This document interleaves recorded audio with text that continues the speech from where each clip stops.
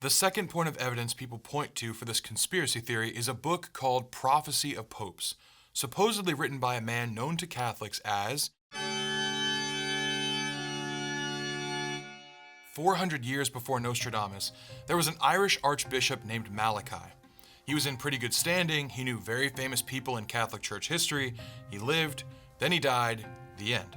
Until, fast forward to the 16th century, around the 1590s, when a few Benedictine monks are gathered together to elect the next pope. One monk claims he was rummaging around the archives and rediscovered an ancient prophecy written by Saint Malachi called the Prophecy of the Popes, which claims to list every single pope from the 12th century until the very last one before Judgment Day. This is a pretty convenient find for someone trying to elect the next leader.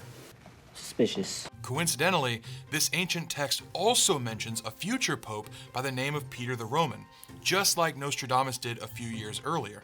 It actually quotes him exactly, despite claiming to be written 400 to 500 years before him. Suspicious. But here, people are divided. Some say that Pope Francis is the last pope, Peter the Roman, and some say it must be the pope after him. Now, it's pretty obvious that these monks in the 15th century forged this book in the 15th century, because interestingly, the descriptions of each pope are very specific for all the popes leading up to this rediscovery, and increasingly vague the farther away you get.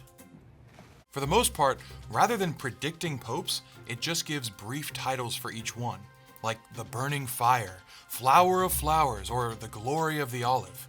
And then people can just kind of make sense of how each pope becomes that description. Cryptic? Yes. Gripping?